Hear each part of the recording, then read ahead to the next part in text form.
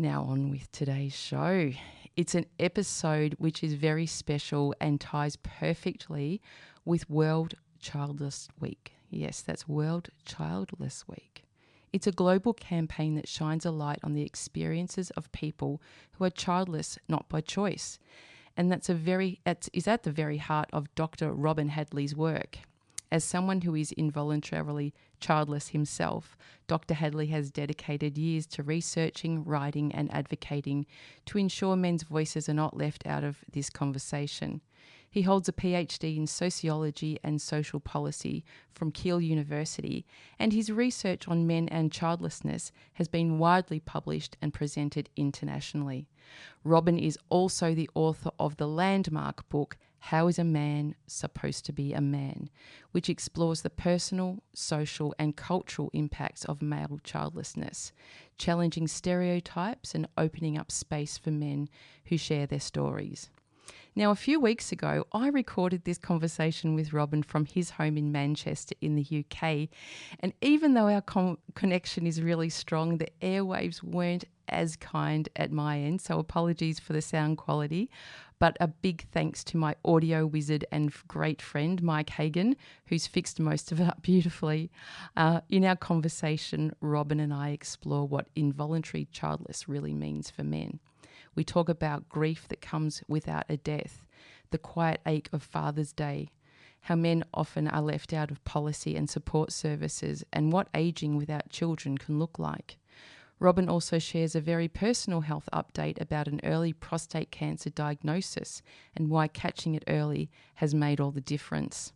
I absolutely love this interview with Robin. The way he illustrates his personal experience alongside his remarkable work is truly unique. I was lucky enough to meet him a few years ago in Borneo, but you'll hear more about that in the conversation. I have so much respect and admiration for Robin, and I'm deeply grateful that he agreed to come on the show and share his insights with us. So let's dive in. Dr. Robin Hadley, he's coming up right now. Robin Hadley, welcome to the show. Rae Bonney, thank you very much for having me on. We were just saying when we popped the screen on, because we aren't live in the studio, this is a pre-record for those listening live, but Robin and I were just saying how wonderful it is to see each other's faces. It is. After we met up in Borneo a couple of years ago at a conference, and it was fantastic meeting you, and I'm really admiring of you and your work and what you do for men. So thank you on just a personal note, but also on behalf of all men, if I may do that, for all your work. Thank you. I really appreciate those accolades, and but this show is actually about you. So, but I also loved how you just casually dropped in, oh yes, we met at a conference in Borneo.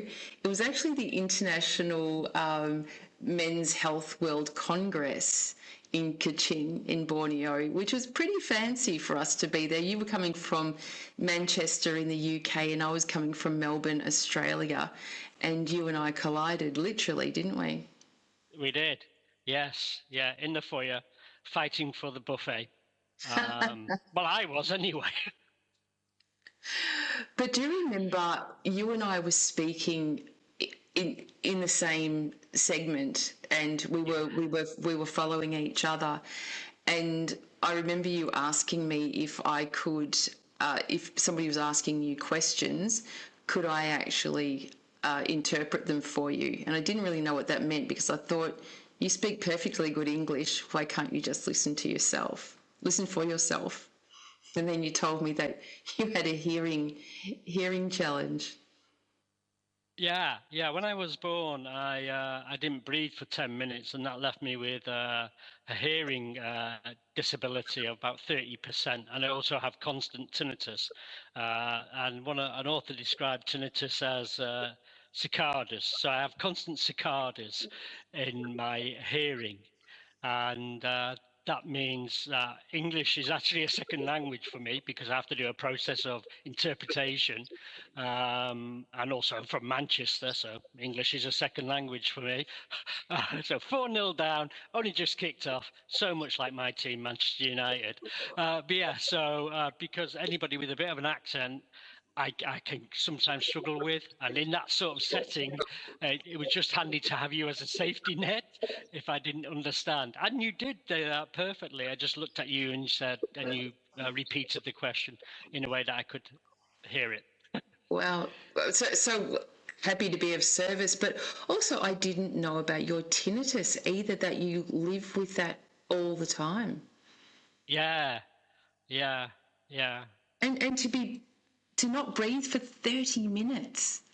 10 minutes. It was 10 No, minutes. so It was, I heard 30, but yeah, because sorry, it was that's. my Mancunian accent. And, But even 10 uh, minutes, that's a bloody long time. it is. I was really lucky because I come from a big family in the seventh of eight, and working class family from Old Trafford. And it was a home birth, and the NHS had only been going for about 10 years. And a midwife attended, and she attended, she had a car, and luckily she had some oxygen as well from a previous birth that she thought was going to be difficult, but wasn't. So she had all the equipment there. So I was really lucky. I don't know whether the world has been so lucky, but I've been lucky in that regard. Yeah, yeah. So. Well, I feel very fortunate that you're here and we got to meet, because I refer to your work all the time. In fact, just recently, on radio, on my last radio show with Jeremy McVean, he's an advocate for fatherhood. And as we were speaking through the segment, I said, "Oh, tell me what your thoughts are about involuntary male childlessness." And I don't think he really knew what that meant, as I didn't really know what that meant when we met in Kuching until I heard you speak. And the way that you spoke about it made me feel really, really emotional, not only because of what men experience, but also that I didn't know anything about it.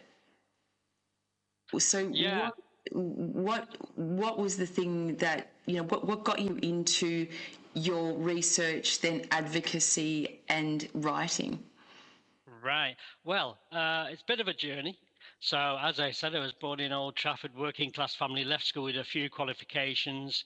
So, this is late 70s, managed to blag a job at a university on a training scheme and became a scientific and technical photographer for 30 years. And then in the late 90s, early 2000s, digital photography was coming in, and also outsourcing as well. And so my job was under threat. They didn't want to invest in digital when they could bring people in as and when. So I decided to retrain as a counselor, and I did that because you could do it in nice short blocks. And I really struggled with confidence and education. So I just assumed I would fail each one. And I didn't. But that was because it was short blocks, but also something I was really interested in, people's experience. And actually, I was pretty nosy as well. Um, and so I trained as a counselor and did a postgraduate diploma. And because I didn't have a degree, so it had to be a fancy name for qualification in counselling. And then I did the masters, and because it was counselling, it had to be something you'd experienced. And I was really broody in my 30s. I mean, really, really broody. May I just Desperate interject to be there? dad. Yeah. Can I just interject there? I apologise. Broodiness, that's not a term that we're familiar with No. often in Australia. Could you just describe what that means? Do you call it clucky Yes. or something like that? Yeah. Yeah, Yeah. but usually So, pertaining to women, not to men. yeah, and that's the thing. Why women would be broody and men aren't, and how that's become established would be one thing. But yeah, it's the feeling, the thoughts, but all the sense, all the also I think the sensation around wanting to reproduce, wanting to be a dad. And I'm just going to focus on the biological urge. Biological urge is very often associated with women. But, we're animals, we're a male and a female. If only either one of those wanted to reproduce, we wouldn't be the successful species we are now. Any species that requires a male and a female, and one doesn't want to reproduce, is just going to die out. I can point to the Shakers in America. We actually came from a little town above here in Manchester called Bury, as a religious sect, a very happy sect, but believed in celibacy. They were sort of controversial at the time, so they moved to America and found a space and formed a community. And the last two Shakers are, I think, now in their 80s, and that is going to end that religious cult. Celibacy, they can't get anybody else coming in. Obviously, they're not reproduced. Unlike most religions, which actively promote reproduction. So yeah, that's my thing about biological urge. And for men, I'd say, you know, do your sacks get heavy? Is there is there that urge for it? And I'd certainly in my 30s, my sacks were heavy at various times, and through various reasons, I've been married in my mid-20s, divorced just before then. That obviously didn't work out. There was a big economic problem in Britain just at that point. The housing market collapsed, mortgage went up, and I was basically stuck inside for 2.5, 3 years, not going out, just trying to keep a roof over my head. And then when I did go out, I found, and in my first marriage, we did try for kids for a little while, but then my wife changed job, things changed. I think we were on track, we're in sync about becoming a family, and then we weren't. And we were both working class, and I was very much on that working class line of, find a job, get secure, get married, have children. And she was sort of into that as well. And then changed jobs. Things were different for her. Her priorities changed. So we split up. And then, yeah, I was stuck in the house for 3 years. I came out, found another relationship. That was really lovely. So mid-30s. And at one point she said to me, I want to have your babies. And whereas in my 20s, it was all, oh God, how am I going to provide? What's this going to mean? In my 30s, thinking, well, yeah, I can do this. I could be a house husband. My job was very steady, very secure, fine. But then we split up. Why? And, you can't just leave it. There's a cliffhanger. Why? Well, because she decided she didn't want to be with me anymore. And I think, I know. I didn't want to split up. She did. She moved on. Maybe that's the thing with, well, apart from my wife now, but you have to, I don't know. But yes, she moved on. She didn't. She was from a religious background. I'm not, so that might have been something to do with it. She was from Ireland. I'm from obviously Manchester. So there might have been some cultural things. Bloody Irish, probably, yeah. Nothing wrong with the Irish. Got some Irish roots myself. So love the Irish. Love the Irish. They're fantastic. Yeah, but we split up, and then I met my wife. She's slightly older than me. And she was a healthcare professional working in the community, working a lot with mothers and families. And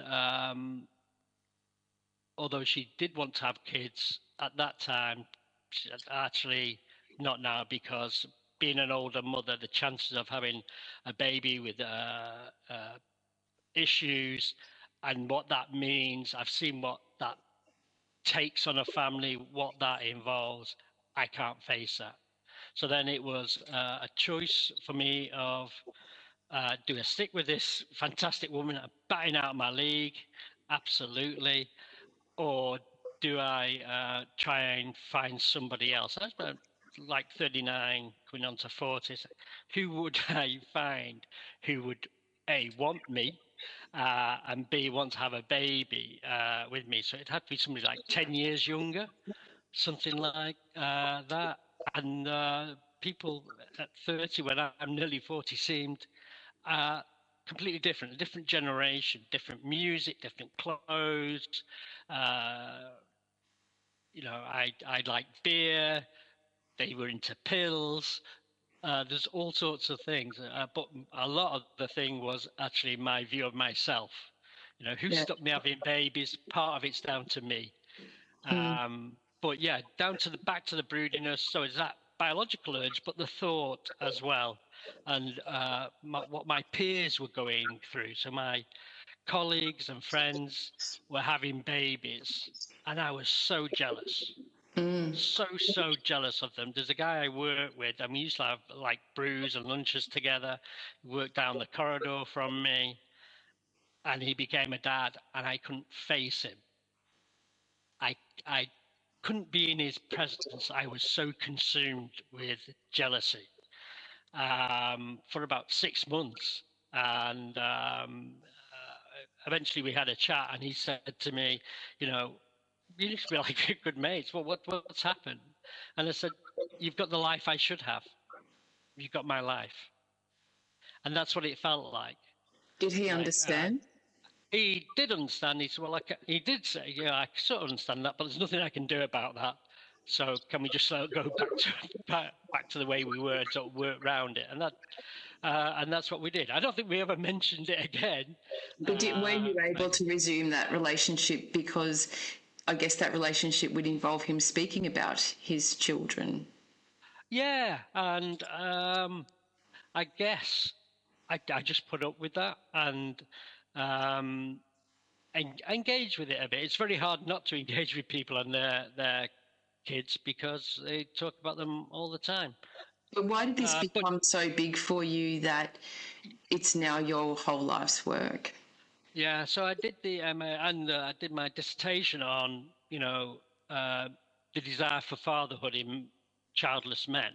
Why? And why? It might not be obvious really to everybody just because you've had the experience. Not everyone then goes and gets a doctorate or yeah, a master's. Yeah, well, I'd done the counselling course, and I thought I'll try a master's. And although even then my confidence wasn't great about doing exams, I thought, well, give it a go.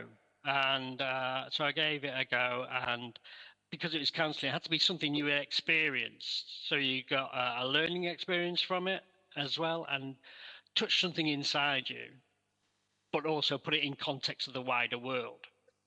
So I interviewed 10 men who wanted to be dads and hadn't become them, men like me, and found out actually I wasn't the only one. And I think that was the thing. I thought I was the only one who felt so broody, who felt like there was a cloud over them, that there was an ache inside. And something that they said, and a lot of the men I've talked to said, it was just something missing. And there was something missing. There was something missing actually socially. I couldn't join in conversations. I couldn't say, here's my child. I couldn't talk about baby stuff or school stuff or any of all that stuff that parents talk about. But also there was something missing in my heart as well. There was a gap there. So there's a gap outside and there's a gap inside as well.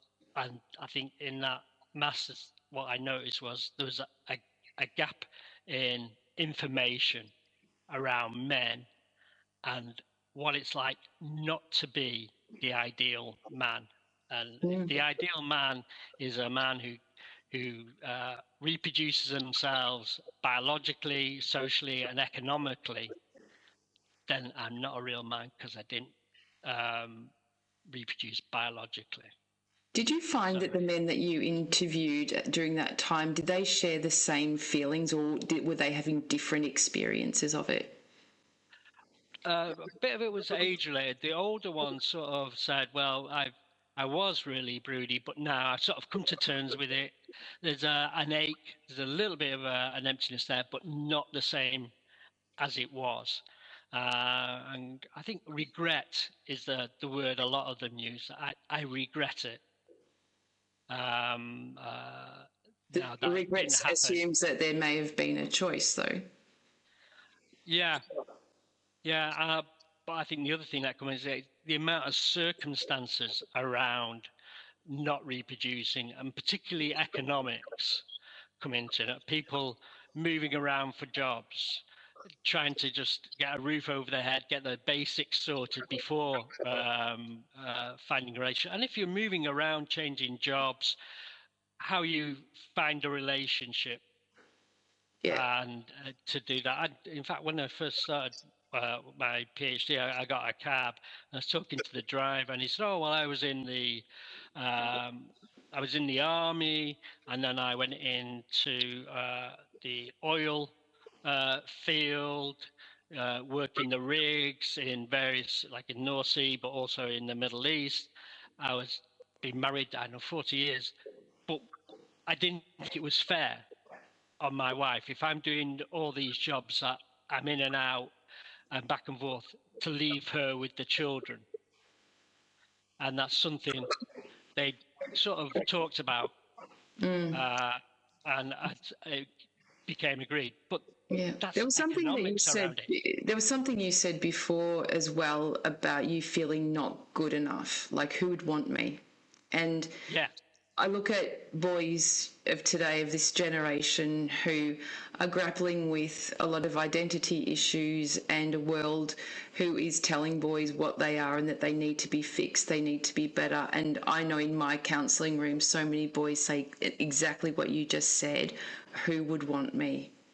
Do you think that those feelings that many boys have these days could also impact reproduction if they don't feel worthy enough to go out, or safe enough to go out into the dating pool or build a relationship? Because, I'm probably wading into dangerous territory here, but it's pretty dangerous for men in relationships around, probably 95% of my private practice is men who are being alienated from their children that they fought so hard to have, and lives that they've built, and homes and futures they've built for their children where they can't even touch them anymore. I absolutely think it's really difficult for the younger generation now, because of social media, because of the ideals in so many ways of way to be, the influences. This is the way to be. This is what to wear. This will make people like you. However, I think that's just a technology and modernization. When I was in my, late teens and early 20s, a joke, but there's a truth in it, was, what do you look for in a woman? A pulse would be the thing. Not they've got to have a house or have a career or be good looking. Just somebody who just upset me, who'd look at me. And although it was a joke, I think there's an element of truth in there, that actually it's not my choice. Tell me, be upfront, because you're on, global radio here. Yeah. You said there was an element of truth to that, or was it the absolute truth? That you just wanted to find somebody to love and accept you. Yeah, I think so. Yeah, absolutely. And if that's for men, where does that come from? How does that become established there? There is psychological research that say, women have a selection process, and that they tend to go of equal or higher, not lower.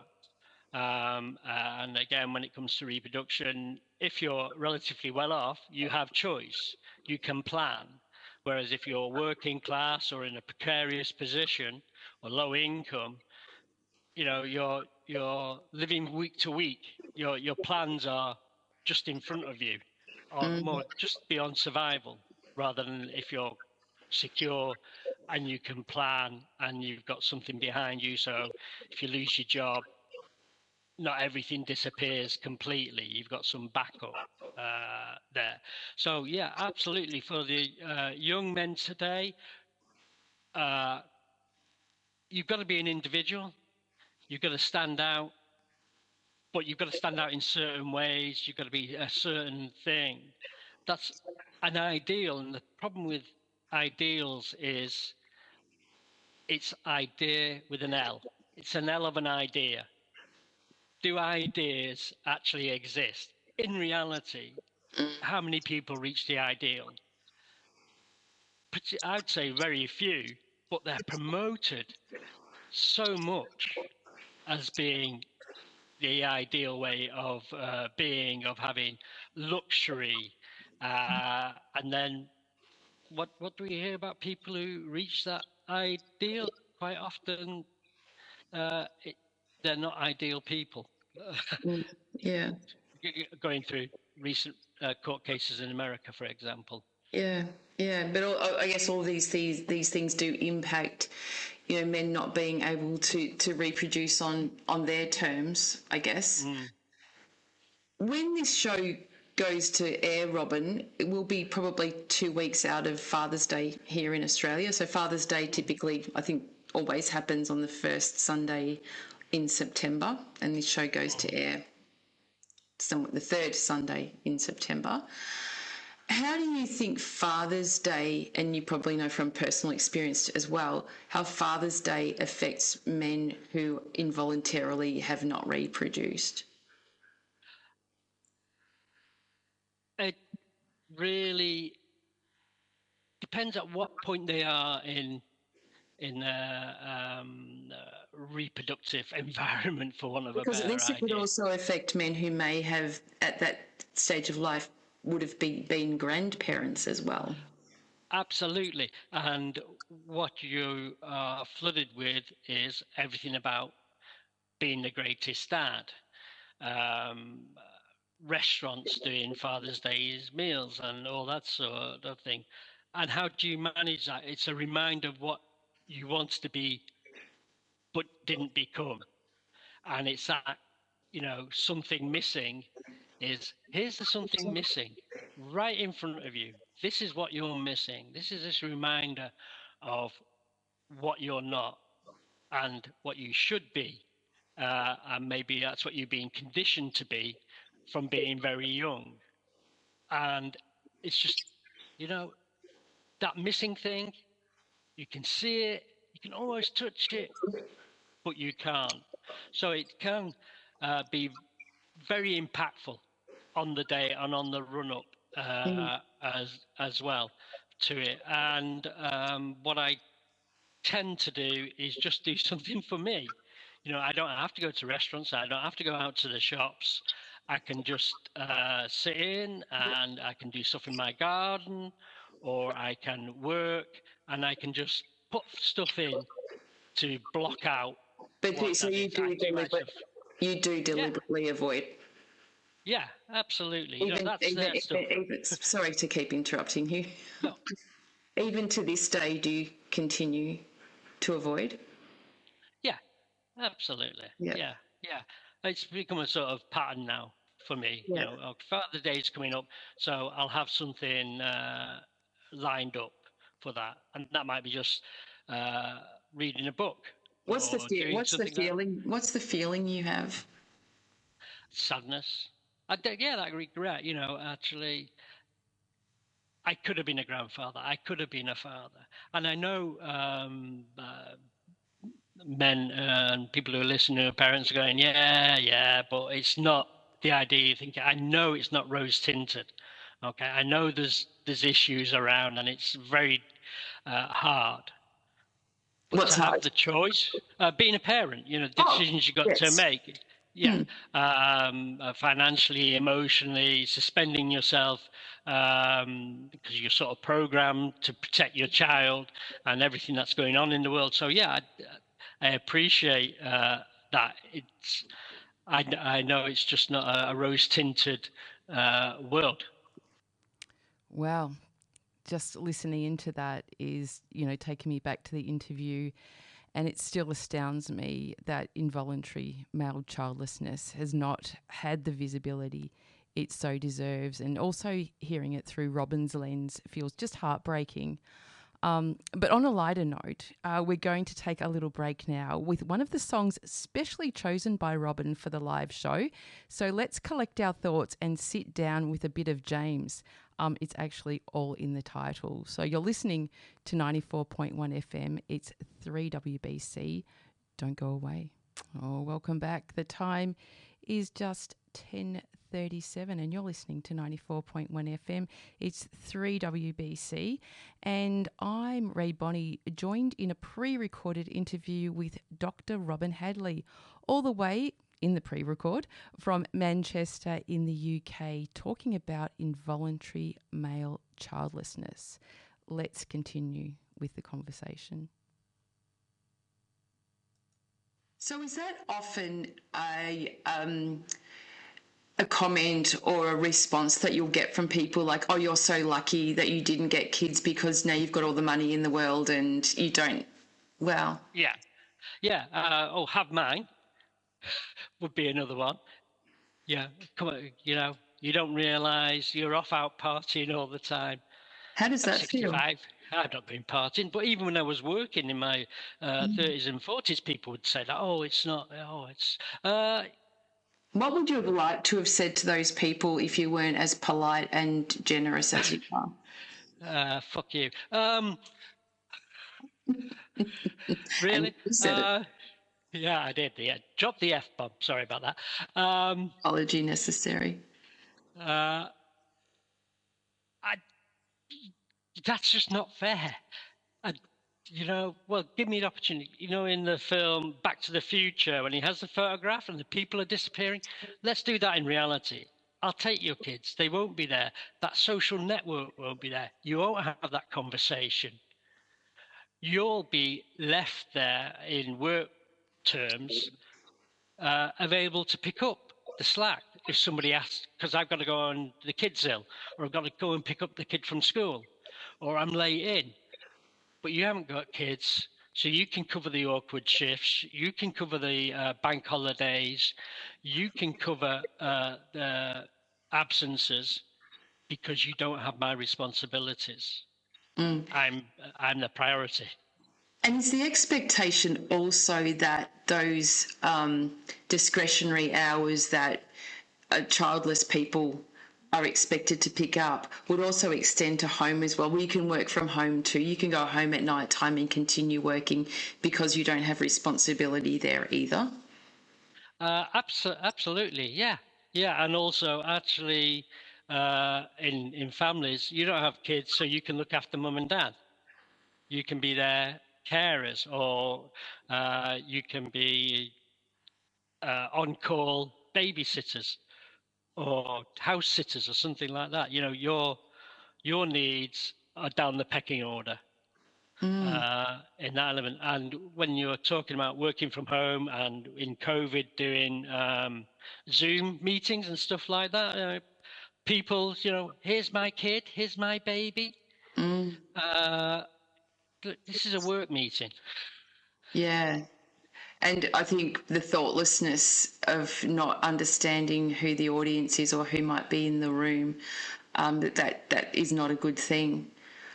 Also, probably when it comes to picking up the cheque as well. Oh, you can pick up the cheque. You don't have university or school fees to pay. You've Absolutely. got a bigger disposable income. I remember you saying to me, I think it was at the conference, but you described male childlessness as grief without death. A disenfranchised grief, because there's nothing around it. There's no structure around it, no ritual. Yeah. That's another thing that's missing. And also, in many societies, if you don't reproduce, you're stigmatized. So there's a guy from Zimbabwe, a pastor, Dubi Shikambabu, I think mispronounced his name terribly, and he was saying in his particular culture, it used to be if you died without a reproducing, without a child, you were buried with a dead rat tied to you. Really? Really, yeah. because you've not reproduced. And I think depending where you are and what culture you're in, it's very overt, the discrimination. And in others, and I'd say sort of northern, western, high income societies, it's covert, but it's still there. Is That it- discrimination and what was the connection, a dead rat, to not because it's reproducing? I think it just associates you with something that is feeds around stuff and doesn't contribute. So God. like almost like a parasite type thing. I mean, in many cultures, that's very often, excuse me, put onto the women. Although we know infertility problems are 50-50, and sometimes, yeah, it's 50-50. But the association of reproduction with women is very, very strong. A lot of the information and data is all around women, and in the papers it'll be who's become pregnant, who hasn't become pregnant, why haven't they, but it's around women, not so much around men. Do men Why is that? do men go like relatively just unnoticed around reproduction? So if you were a man that didn't have children, you wouldn't be as visible as a woman who didn't have children. Absolutely. And excluded, I think you're excluded from it. Absolutely. And a prime example of this is birth registration in most countries, apart from some Scandinavian ones. The mother's fertility history is taken, which is why you have such strong data on fertility rates over generations, over decades, but the father's isn't. And so that's generally called the total fertility rate for a country. But in fact, it's the women's fertility rate, not the men's. Oh. And what that means is if you're doing policy over generations, you know what your population is. You can predict, so many women had children this year, it's dropped, it's risen, whatever. But you don't know what's happening for men. And there's more childless men than there are childless women. Every now and then they do a survey and they all come out the same. It's usually, so in the UK, it's about 20% of the population is childless. For women, about 25% is men. And that goes around the world. So there's more childless men than childless women. Wow. But that's a stat that people don't realize. And childlessness for women can have a range of reactions. One can be sympathy, you've not experienced motherhood. Another can be quite aggressive. Well, you're being greedy. You're just work oriented. You're not a proper woman. For men, it's nothing really, apart from, well, you can be all right. You can go off and party and all that sort of thing. And the other thing is, you are fully fertile. You can have a baby at any time. Would be very common. Well, Really? you look at our role models, Al Pacino. I think he's popping out babies at 85. Yeah. It's different if you're rich. It's really different if you're rich. Yes. But could it also be an issue with men being falsely accused of, being predators as well if they don't have children, that you're more likely to be deemed as predator? Absolutely. Yeah. Is there evidence? Like, is there any data that's collected on that? Direct data? No, because generally it's not collected whether men are fathers or not fathers. It's just men. Yeah. Since it's more childless men, and I think I mean more that if you went to a birthday party, for example, and you're the uncle, and you go to your sister's kid's birthday party, and you're there alone as a single male, would you be viewed as being somebody you needed to be careful around kids? Probably. Certainly, there's examples of that. It would depend on the family, but certainly as you get older, and in any community, there's more likely going to be older solo living men. They're viewed with more suspicion. And men are, I think, generally viewed as a threat, but that grows with age, Yeah. and also being solo. Yeah. Well, it also pertains to single fathers as well. So, solo dads, and a person who does fantastic work here, Michael Rae, he's a great advocate for dads, especially he's a single father, and he told me a story once about when his daughter, because he's been on his own with his daughter for her whole life, and they were on holiday in Queensland staying in a hotel together, and he actually had a call from the police. I mean, the police knocked on his door because somebody had reported him as potentially holding a child. So, you know, and it's just horrendous.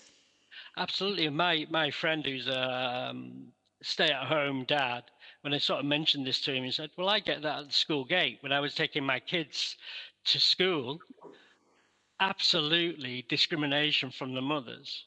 Like, it's a bit sus. There's a man,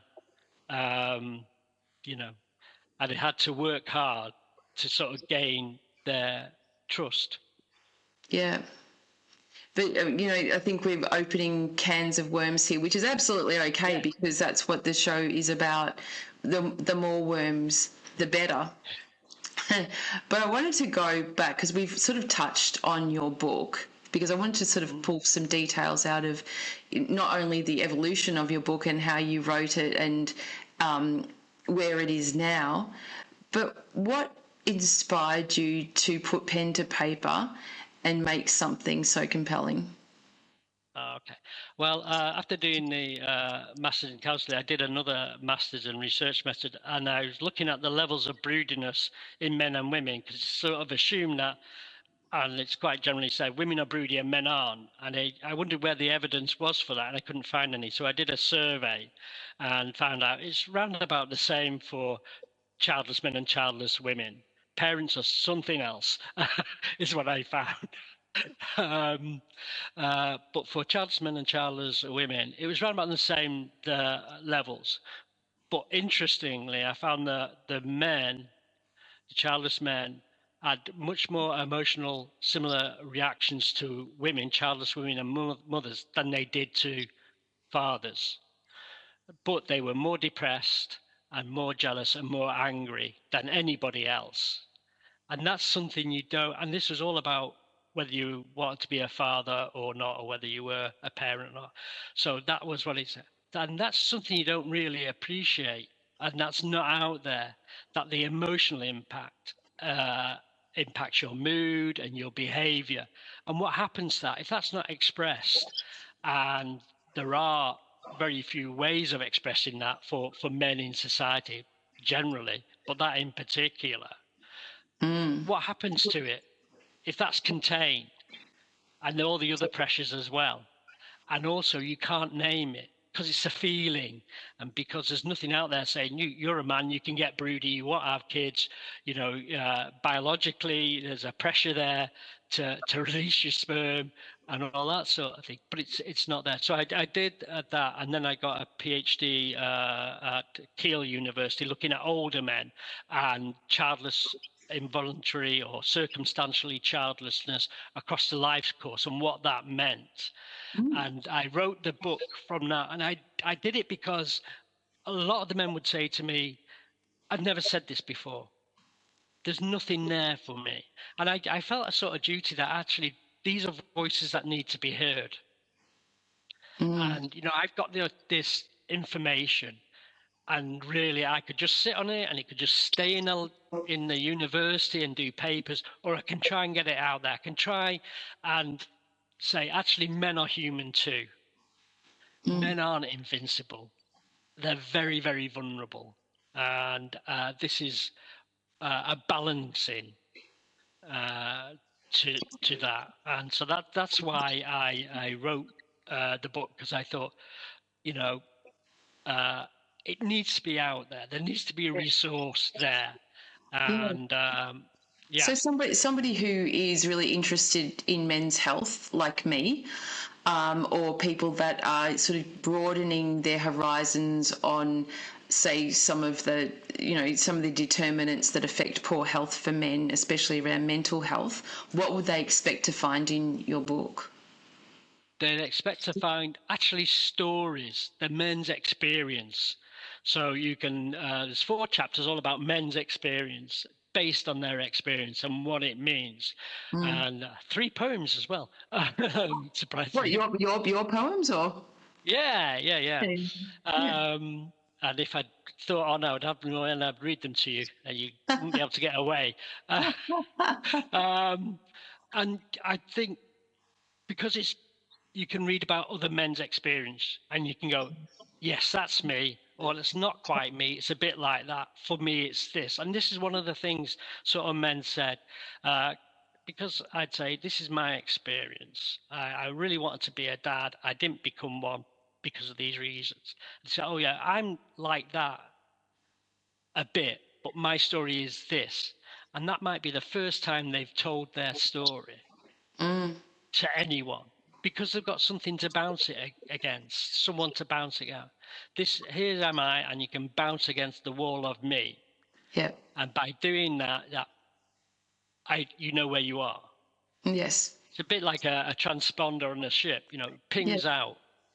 So is the book a series of stories, or is there sort of research attached to that for people who want to take evidence, say policymakers, would they be able to use it? Absolutely. There's the academic stuff. Okay. So there's the data on stats and stuff like that, and academic feminisms, how it's positioned, masculinities, and why isn't childlessness in masculinities? Why is it avoided? And also for psychologists, people interested in why men behave like they do. Why don't they talk? In the epilogue, I go into why men don't talk. Why don't men talk? Why don't men talk? It's because they've been conditioned not to talk from a very early age. So if you go on Facebook or any of the other social medias and look at the age of when a young boy or baby is called my little soldier, my little man. Okay. This is the conditioning starting to come in. That's the environment they're brought in of actually, although you're a baby or an infant, you're being conditioned as a man. Yeah. And that conditioning is not being vulnerable. Yeah. And that's built in. And that gets set into your bones almost. And it's like there's a concrete block here being placed inside you from a young age. Keep those emotions in. Don't be vulnerable. To be vulnerable is to be weak. And that's very, very damaging, because that volcano is just there. And if men feel threatened, it taps into that volcano. Because it's there, they can't express it verbally. They've got to do it through action. Yeah, well, if they've never been shown to express their emotions, it's very difficult, isn't it? Yeah. So that's the thing. One of the guys I spoke to said, as I got older, one of the things is you're no longer invincible. And that's such a small phrase, but so key, because at some point he was told or pointed to be, you have to be invincible. But do you think biologically, though, and I'm not in no way contesting what you're saying because I totally agree, but there is a biological reality that, men are designed to risk their lives to protect, and women are designed to risk their lives to create, I guess, to birth children. Because you look at how masculinity is, and I was having a discussion with one of the guys yesterday that I was speaking at the conference, and, that men will have to shut down all parts of themselves and they can to run into burning buildings or to tackle an ox. And I was speaking with my son Rory the other day, and he had a bit of an altercation at school where he was defending another kid. And another boy shaped up to him in a way that he could have, got into a physical altercation, but Rory talked himself around that. And I said, would you have been scared if this boy wanted to get physical with you? And he said, not at all. He said, I would be fine with that. He said, however, I didn't want to because I knew there was a better way around it. But, I was really surprised because I see him as he's my youngest, he's my little boy, like, oh my gosh, why would you put yourself in a position where you could get hurt? So he was sort of saying, on one hand, I want to avoid being hurt, but if I had to, I would have no problem doing it. Yeah, absolutely. We're a mix, but there is sometimes you have to be physical, but you don't have to be it all the time. It's the instant response. But it is Your son biologically thought it through, though. He thought it through, and obviously you brought him up well to, brain over brawn. Oh, I'm the best mother in the world. Didn't you know that? I did know that, actually. I've got a whole website about it, and there's plaques up as well all around. That's my granddaughter that you're looking at, because I'm also the best rara in the world too. Right. Okay. Well, you're just the best. Simply the best. Let's work on that. It could be a song. But I think the point I was making, that we do have biological disposition, but then at the same time what you're saying is that if we continue raising boys by not showing them how to care for themselves, how to advocate for themselves, because I have a very strong view that, I look at the feminist movement, and when, feminism came in and women got rights, women fought really bloody hard for those rights because they didn't have rights. And I think that men have always had rights. I think what men are struggling with at the moment is that they're having responsibility taken away from them. So if we go to the point of this interview, focusing on involuntary fatherlessness, fathering promotes responsibility, because you have responsibility for rearing, raising, providing, all of those things that get cut off. And that's the purpose that men drive to when they have responsibility. So when we look at things like parental alienation, where men are alienated from their children, they will find it really, really difficult to relinquish responsibility.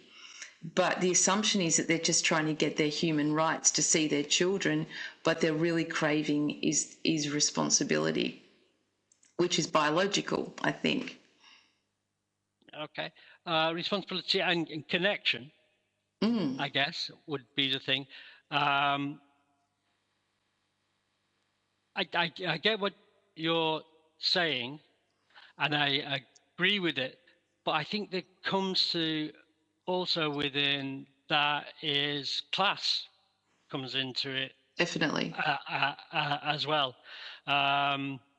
So the thing about feminism is that all men are automatically go into a group of patriarchy, and that's a club that women can't get in, and it's a club that promotes just the advantages of its members. However, if it was like that, then why are men, committing suicide at such a rate?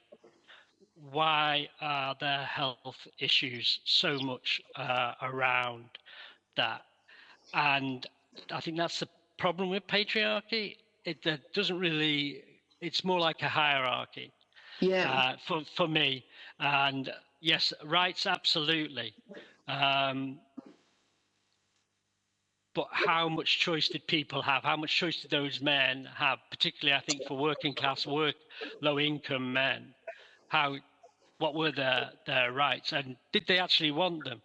And I think on the outside, when you look objectively, it's like this. But usually when you dive down into, so locally, and I know you have, around about Burnley, and for those people who don't know, England, Manchester was Cottonopolis in the late 1800s, 1900s, and all the towns around it were mills. And the mills were very much staffed by women. And when I first started in sociology, and there was all this stuff about poor women, women who didn't have any rights or anything like that.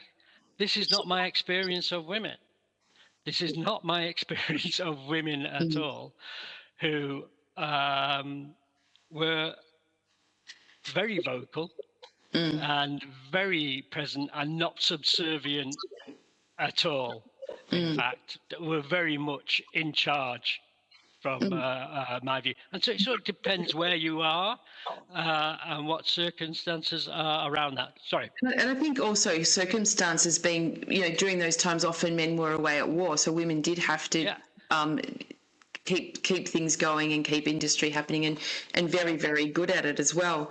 But something you mentioned before about suicide and the rates of suicide, I'm not sure if you saw recently, was only actually last week, I posted a really amazing body of research that's just been done by the likes of Michael Wilson here in Australia, Zach Zeidler, Simon Rice, University of Melbourne, John Olive as well from Movember, that they used millions of data sets to gather this information that basically says that separated men are I think 8 times more likely to kill themselves than divorced men. I think divorced men 5 times more likely. In fact, separated men under 35, I think, were the highest casualty there, but there was a lot in there about men not having access to children as well.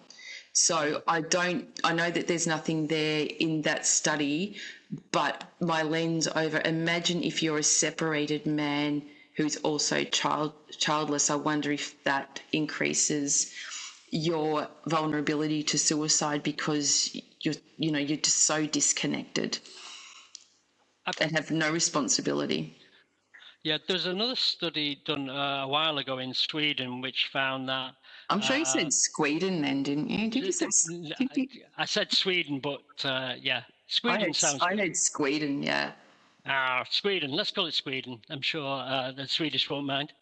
Anyway, they found that non-contact fathers and childless men had much higher rates of suicide, illnesses, and death through risky behaviours, smoking, drinking, drugs, and all that stuff, compared to fathers with contact and live-in fathers. So yeah, I didn't look at the study you mentioned.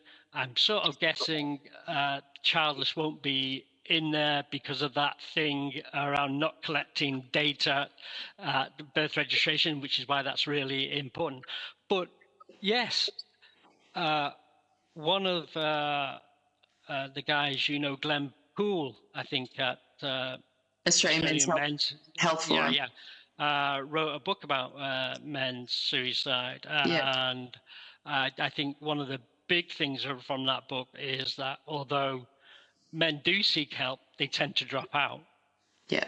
Because the help isn't really geared to men. No. And one of the things basically is that they say, how are you feeling? And if we go back to what I said before, you got that concrete block. How am I feeling? And this used to happen when I was counselling. When I first started, it's how are you feeling? Because that was the generic question. You could see the cogs whirring. I don't know, how am I feeling? What can I say that is safe for me to say? And I soon lost that and just said, what's happening inside? And that got a better response. But Glenn pointed out, actually, with men, work from the outside in rather than going to the inside out. So actually, what's the issue? It's work. Okay, what can we do about this? And deal with that sort of pragmatic side. Yeah. And maybe one of the things about conditioning is that men and boys are conditioned to be outside themselves, to be validated by things outside themselves, going out, being good at sport, being good at work, being outside sociably, being, a nice lad or a popular person. That's all outside, not being inside. And in this way, it can be just one thing on being biology. So there's an existential thing then. How do we know we exist? For women, is it inside? It's all about nurturing. This is how I'm validated through my body. I'm very much in touch with my body, whether I want to be or not. For men, it's about being outside. So in that way, it's a bit like the sperm and the egg. The sperm exists outside the body. Yes. And the egg exists inside the body, and they have integrity there. That's good. There's a reflection in that. Yeah, and I think that's really, really salient. And I like the connection there with the sperm and the egg. It really gives it's a really good analogy. Oh, we'll leave the show there just for one moment. What a great reflection that we're hearing from Robin, and his experiences, insights, and his endless work in bringing this really important topic of involuntary male childlessness into a spotlight. So I hope you're enjoying the show and most of all learning about what it might feel to be a man who is involuntarily childless, and some of the judgment they experience too. So back to Robin's song choice. Next up, we've got a nice one from Common People by Pulp. I think you'll all agree that Robin himself is anything but common. So we'll be right back with more of the show, more of the pre-record when we come back. So you're listening to 94.1 FM. It's 3WBC. Don't go away. Oh, welcome back. You've just tuned in to 94.1 FM. It's 3WBC, that's right, with Rae Bonney, and I'm airing a pre-record with Dr. Robin Hadley. He's internationally recognised for shining a light on men's experiences of involuntary childlessness and ageing, and for changing the way we think and talk about this deeply human experience. So we're going to get right back to it now, and we'll be back with some more songs from Robin as well later in the show. Thinking about when you were talking about Glenn Poole's book and suicide, and I have no idea where I was going with that because I lost my train of thought. So that's the end of the show. No, it's not really the end of the show at all. But I was, we can have jokes on the show. We can talk about suicide in one respect, and then, have a bit of laugh on the other side of things. But I guess a question that I have for you is also in that ageing piece, because I know that you've done significant work on ageing and childlessness. So what do you think, you pertained to it before, but what do you think are the unique challenges older men do face, especially around, care planning, for example? And that means, how do we care for ourselves as we transition into that later stage of life if we don't have family?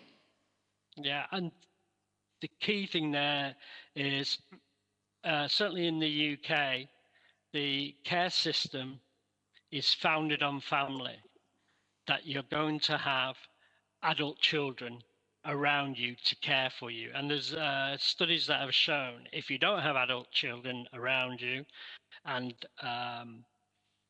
something starts to go wrong, either health or socially, well, let's go for health, then you will be taken into formal care at a lesser stage and stay there for longer than if you do have family.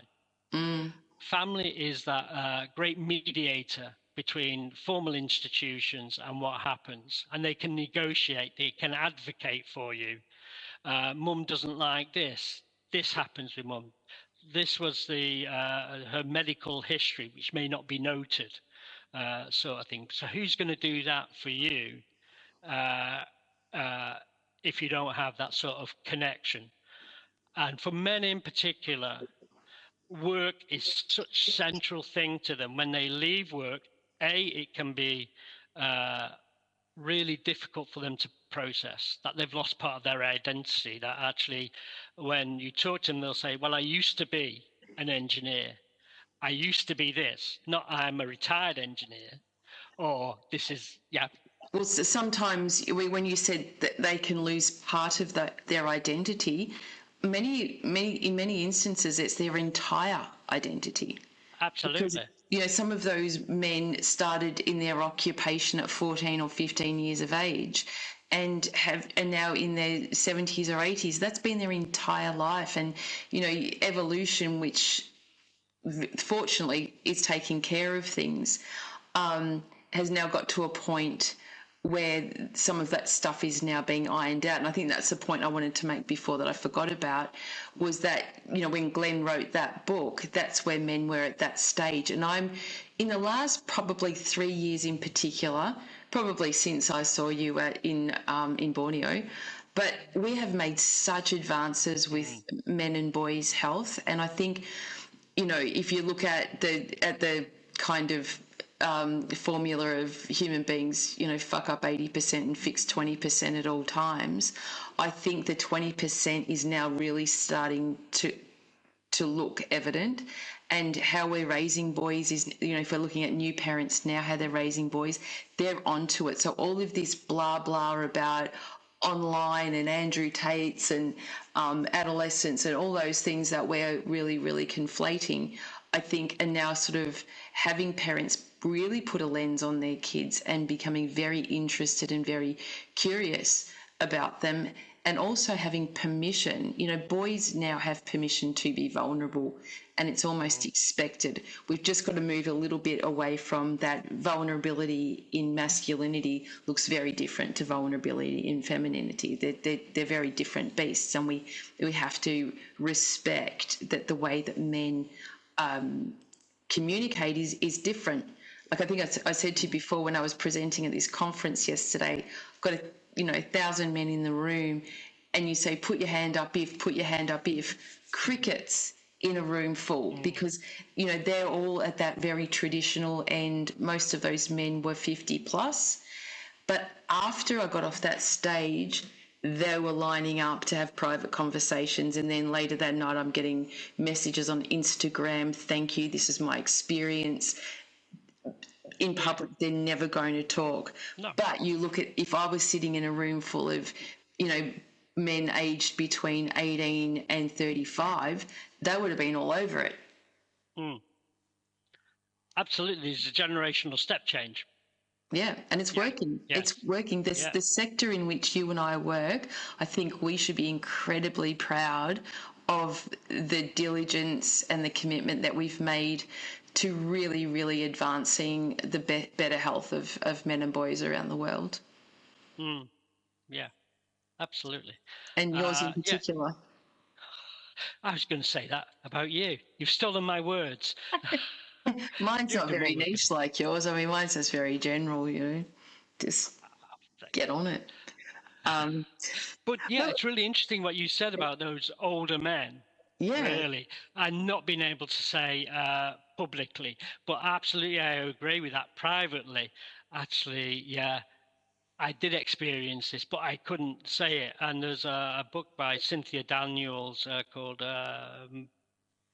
Masculinities of Reproduction. She's a political scientist in America, and one of her big things is it really benefits society if we appreciate men are vulnerable as well, and actually build it in, rather than actually structuring society and reinforcing that you can't be vulnerable to men through policies and stuff like that. And that sort of ideal man thing doesn't benefit men or women as individuals, or really society. Well, here's a scenario for you, Robin. Riddle me this, as my son would say. So, in the unlikely event that war breaks out and it's a world war and everyone's sent to war, who do you think are going to be the primary people that are going to war? Well, it was interesting that when the war broke out in Ukraine. Just riddle me, as I said. Just answer the question. Who do you think will be it will be men who will be most likely sent? Absolutely. Men and young men and men. Okay, so where does vulnerability sit there. So are men then, in that instance, on that day, again, this is hypothetical, on that day when said, okay, everyone's going to war, of course there's going to be a contingent in women, but probably 95% of those people will be men. If 95% of those men decided we're now going to show our vulnerability and not go, what's going to happen? Well, perhaps there won't be a war, and perhaps that might not be a bad thing. Well, maybe men caused the war. You know, is that their fault as well? I don't know. But again, it was a hypothetical situation to demonstrate that can men really be vulnerable? Really? I think on a personal level, they can be, but for the change to happen would be that structural change, actually. And maybe one of the things you're saying is that men have traditionally been seen as disposable. Yeah, absolutely. And that's the go-to thing. Okay. But also then there's within that scenario is protection of potential future generation in that women are the bearers of the next generation. Physically, they are the bearers of the next generation. And society would probably go, well, we've got to protect them. Men have millions of sperm. We don't need that many men because they all carry quite a lot of sperm. So they are more suitable for going into war, but also physically they're more. Well, that's how, that's how men are designed. I think my point is that pushing men to be vulnerable, I think, is the wrong way. I think respecting that male vulnerability looks different to female vulnerability. We don't need to see men crying and being, you know, not stepping up to the big things that they want to. Vulnerability can come in all different shapes and sizes. And I think that it's important that we do recognise that. Because really, at the end of the day, I want to be married to a strong man, a strong, resourceful, clever, handy, a man that can do work around the house. I really do want to be married to somebody like that. I don't want to be married to somebody who isn't strong in character, who isn't independent, I wouldn't want to be married to somebody who's not financially independent either. I mean, I'm all of those things myself, so I would be wanting to meet a match. But, you know, typically men are expected to pick up the major burden of toil in a family. And I don't mean child rearing, because that's typically something that, you know, women would argue that they get left to do the primary child rearing. Well, Miss Bonney, What a proposal! I'm everything on the list. You saw right through me. Okay, you live in Manchester. What are we going to do? What are we going to do? I don't know, 12,000 miles. I'll walk them. Yeah, I get what you're saying, but you can be vulnerable on a personal level and still be a protector. And maybe the thing is that you're nurturing through protection. So you're a provider through nurturing through protection. So you are going out there to do that stuff and be that stuff. And what about vulnerability? Sorry, I'm going to labour on with this because I'm working with a person at the moment who is a man of, you know, a C-suite, you know, 6-figure salary, who had what we would call a nervous breakdown a couple of years ago.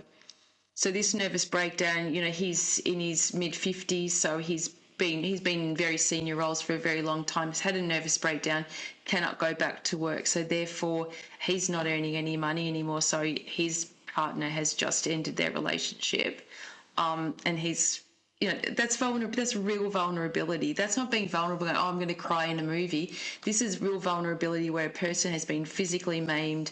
They're emotionally and mentally unable to manage, and therefore there's no use for them. That's vulnerability. Who says there's no use for them? No, I'm not saying. Well, what I'm saying is that the partner has no use for them anymore. So Okay. So in their relationship, yeah. Yeah, and it's quite explicit that the person is leaving because, well, what you're now a burden to me. You used to be the person who used to furnish my life, and now you're the person who is a burden on my life. And I've seen that happen a lot, and it's quite common. It probably could happen in the reverse too, but I still think that we've got a long way to go until we actually understand and can articulate what male vulnerability is and actually allow men to be wholly vulnerable in every respect. You know, Lang from the 60s, J.D. Lang, was it? Is a psychiatrist, but he's very much like a pop star of psychiatry at the time. And he said it's not a breakdown, it's a breakthrough. It depends where you sit with that, doesn't it? Well, at the time, but yeah, that actually there's a reframing that needs to happen, that the environment around you has changed and how you were conditioned doesn't fit. So something's got to adapt. How that adapts, whether that's a gradual adaptation or a brittle adaptation, which is like a breakdown, there's integrity and then there's not integrity, many levels, and then reforming that integrity and reframing it to adapt to the environment personally. And it may mean you're not the person we once were, but whether any of us are ever the same person we were or what we think we are would be a point for discussion, wouldn't it? Well, but that's assuming that the person hasn't killed themselves, because that's a likely outcome. Right. Okay. So the self-realization or the self-actualization, probably in many cases, you look at the suicide rates and you look at men who have experienced breakdown, who don't have support, quite often that will end in suicide. So they're never going to get to that point. Yeah, that key thing is don't have support. Exactly. And before you said it as well, male-friendly support, or, support that is actually designed with men in mind, still doesn't exist. So that's where, again, a book like yours, and we haven't really spoken about it enough, when I asked about it being a policy-making piece, that's where we can make real change, when we have the evidence. So anyone listening into the show that is, involved in policy-making around the world, grab a copy of that book, get into the face of your local politician and show it. Oh, look. There it is. Because I know you've hardly got any copies left, because I know that they've been walking off your shelves. And at the moment, 50% off. But I think by the time the show goes out, don't undersell yourself there. Double the price, get them in. But seriously, that's where change is made, and that's why I absolutely adore you. And look, we would get married if you weren't married already, and I would want to go and live in Manchester, honestly. Would you? Yeah, maybe. I don't mind it over there. Be closer to my son, It would mean you would have to take on someone else's kids. Ironically. They're all grown up, though. I wouldn't fight that. No. We're going to take another break now on that note. And wow, what an unexpected proposal from Robin. We're going to go to another song, one off his special guest song request list, which is none other than Amy Winehouse.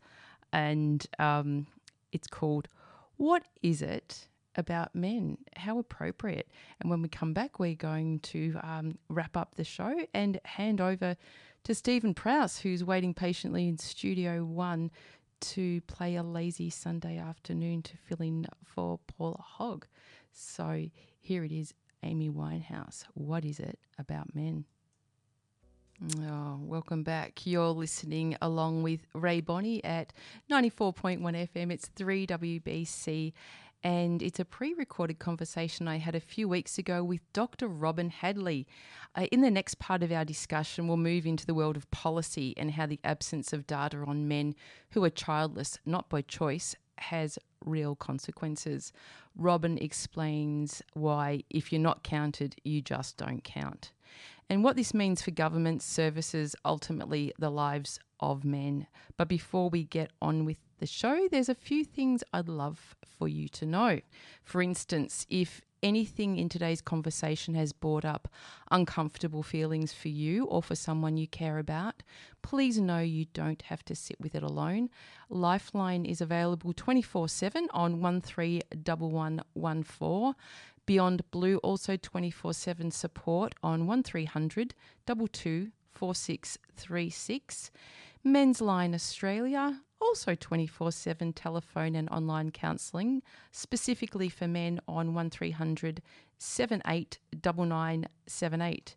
Head to Health is an Australian government initiative also that brings trusted mental health resources, digital tools and services in one place, making it easier to find the right support for you or someone you care about. So visit headtohealth.gov.au. And if childlessness is something close to your heart, you might find comfort, connection and useful resources at the World Childless Week website. So just type in worldchildlessweek.net and you should get that. So as I said before the break, stay tuned after this to listen to the wonderful Stephen Prowse filling in for Paula Hogg for a very lazy Sunday afternoon of great tunes. And before we get to the last part of the show, a quick word about my next show on October 19. I'll be joined by Michael Wilson. We actually mentioned him earlier in the show. He's a research fellow at Origin and the University of Melbourne, and one of the leading researchers in men's mental health and suicide prevention. Michael's work zeroes in on the impact of intimate partner relationship breakdown on men's suicide risk, as well as how we can promote healthy masculinities and create better mental health outcomes for young men.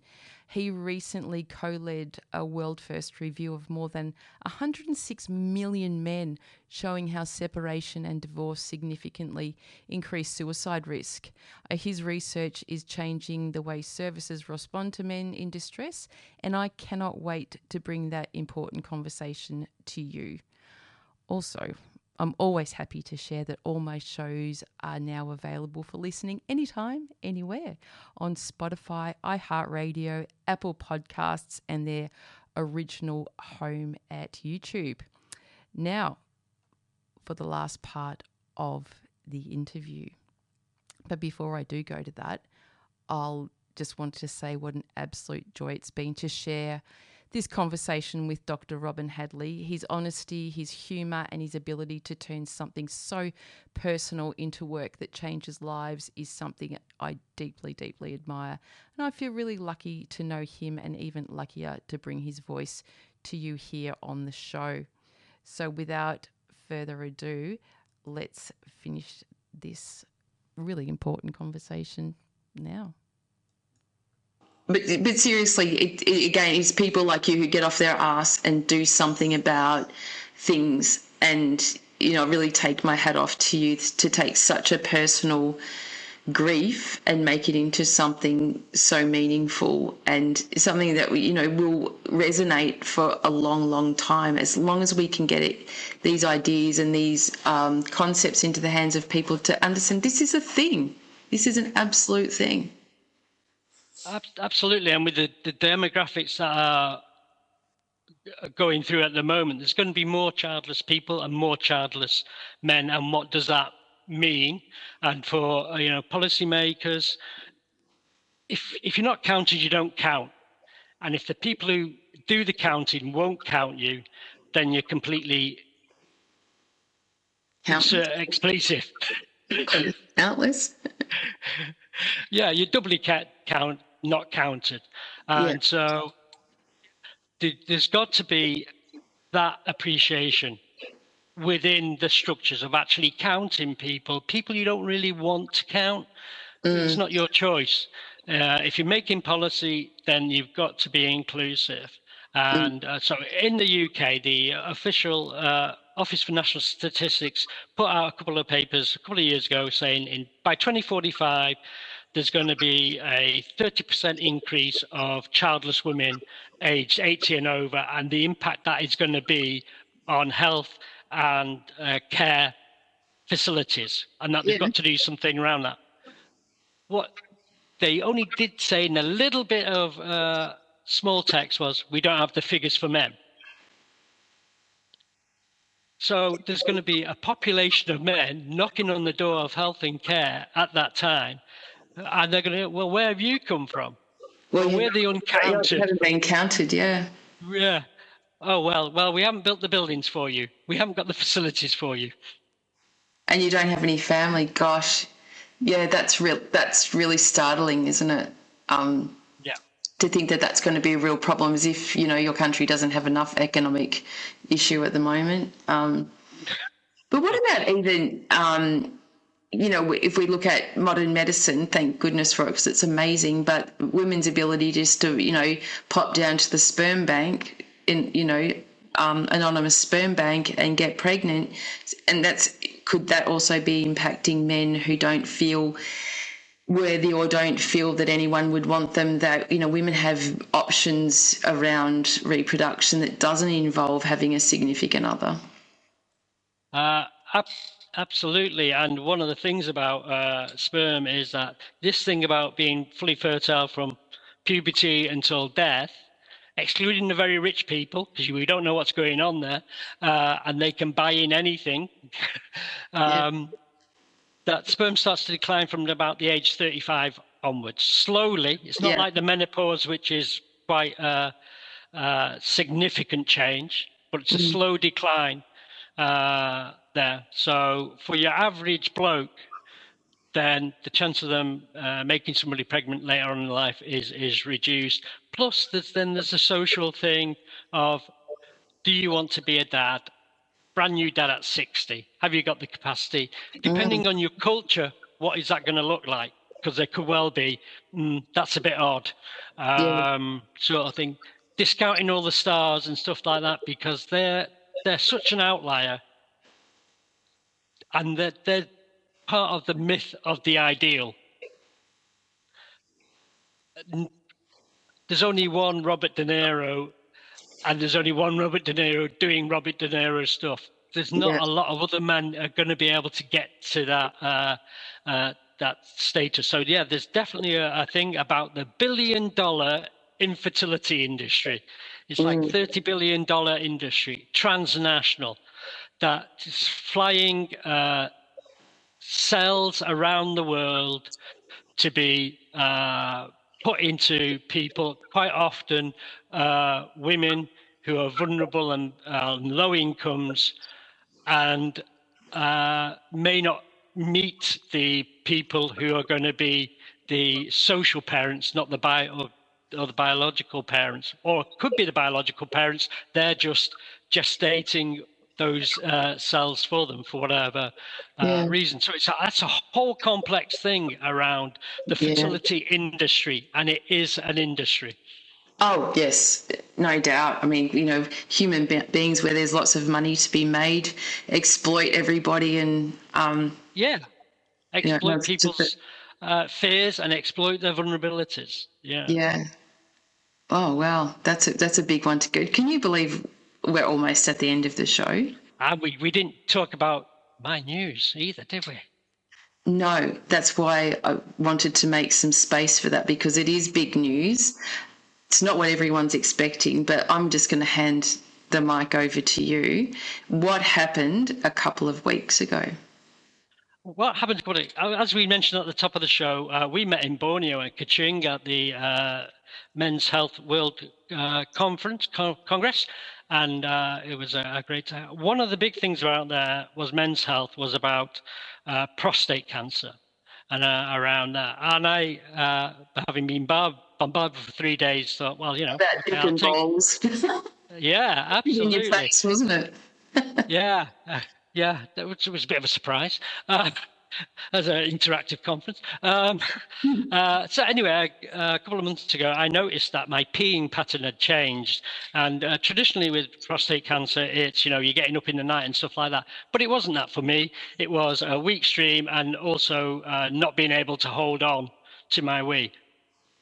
And I think before that conference, I wouldn't have bothered about that particularly. I just got on with it. But hang on, something's changed here. I better get it checked out. So I went to my GP, asked for a PSA test. You don't have to have the DRE, the digital rectal examination. So I avoided that and had the PSA. Disappointed? No, I didn't want a fella sticking his finger up my bum. This show's getting really inappropriate. I'm going to get shut down. Anyway. I don't know how much you can tell by that, but there again, I'm not an expert. Anyway, so my PSA was slightly high, and so they sent me for an MRI scan, and they found some abnormalities. Can't say that word. Beautifully said. That's my tinnitus. Deafness coming in through, yeah.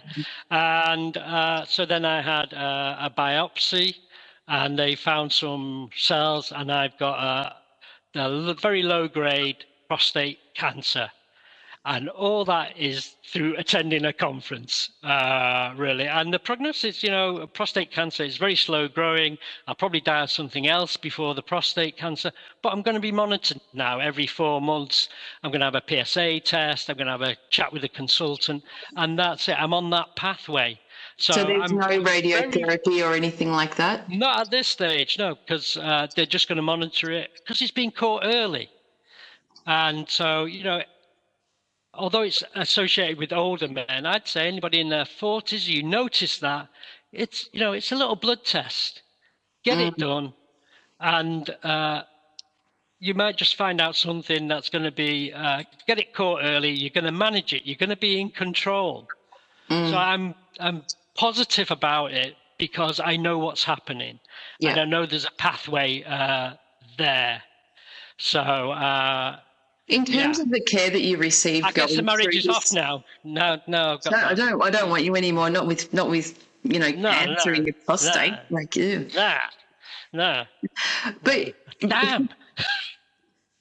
I just, because I know I can already hear our listeners with their ears pricked up going, what was it really like? Like when you were going through this process, was everything explained to you in a way that was caring, that really took into account your vulnerability and how you could have been really scared about this? Or was it all very practical, A, B, C, D, and this is what you do? It was a bit of both, actually. From the NHS side, it was more practicality, but with signposting to support. But I also knew about Prostate Cancer UK, which is a fantastic charity, and they have lots of information that's very accessible. So I looked at the NHS stuff, looked at the prostate cancer stuff, actually emailed them, and they got back to me with some information, and I knew what to expect. And I thought when the consultant spoke to me on Tuesday, that was my expectation, that it would be a low grade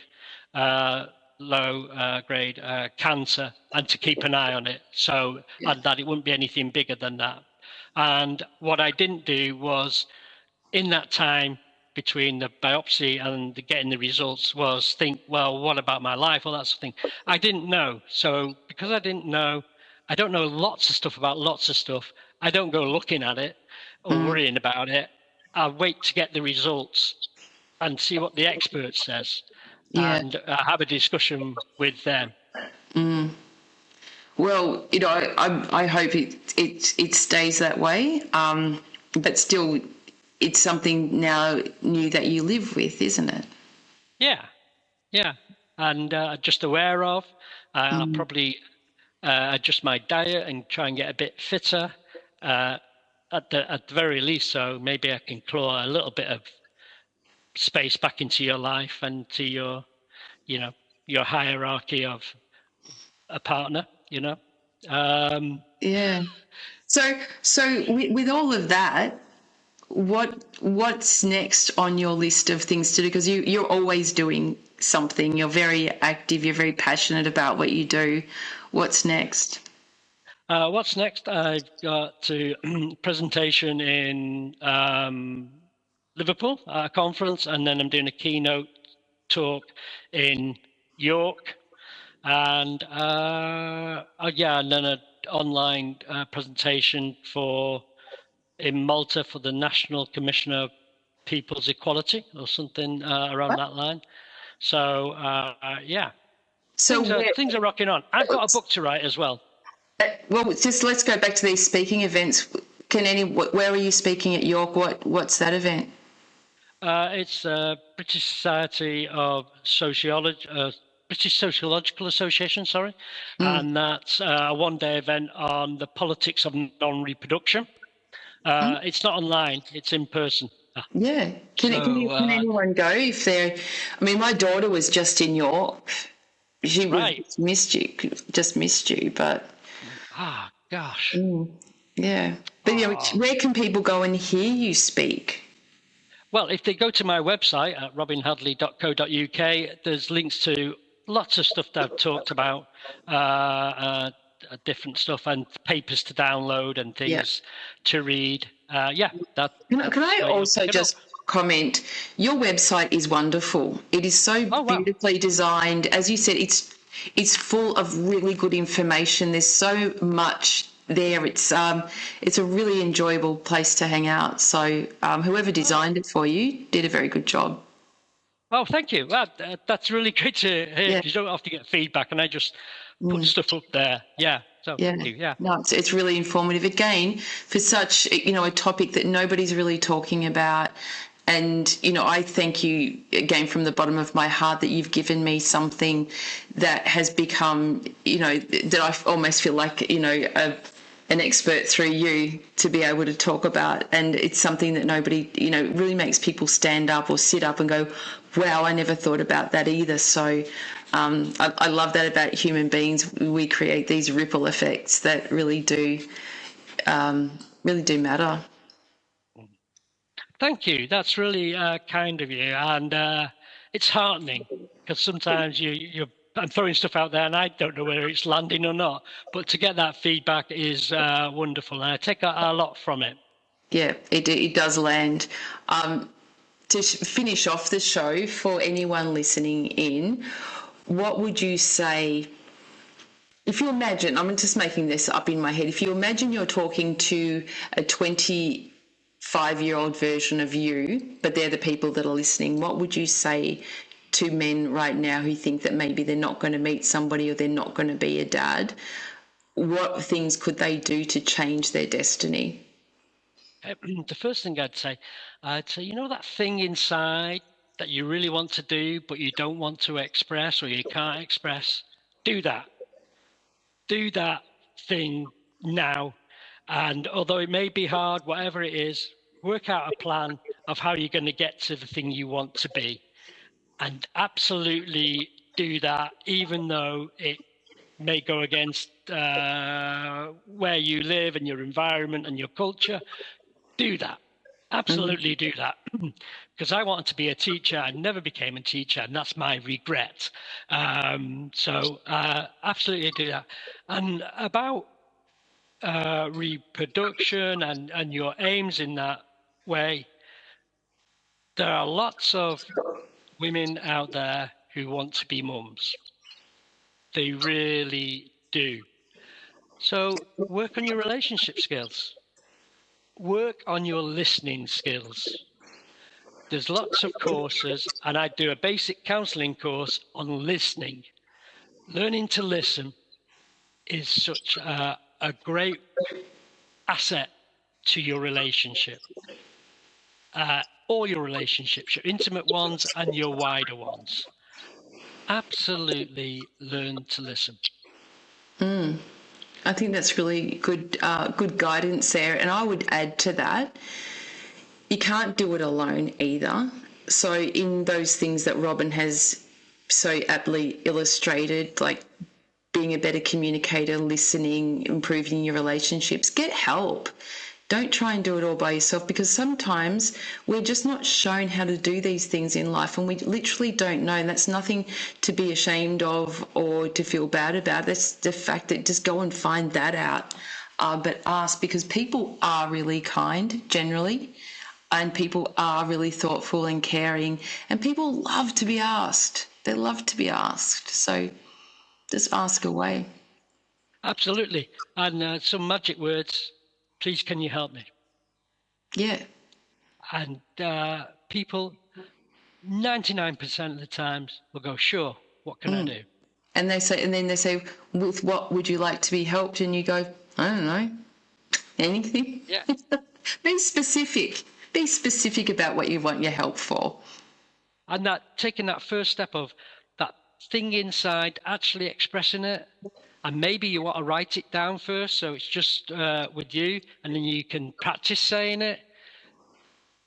That is such a big step. It's a small, big step, but it will really help you. Wise words from a wise Dr. Robin Hadley, who we've just had the pleasure of yakking on for. I think it's been more than an hour and a half tonight, but all the way from Manchester in the UK. But distance doesn't seem that far, does it? I mean, I see you every day on the socials because you're as active as I am.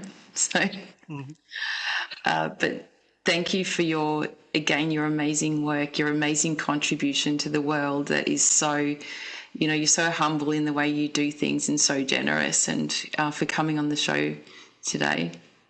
Thanks for the opportunity. It's been great discussing this and, batting backwards and forwards, and it's a joy always to engage with you, even though you have obviously shattered all my dreams. I was going to say something else for a moment then, but look, dreams are there to be had, and nothing's over until it's over. So who knows? Oh, you.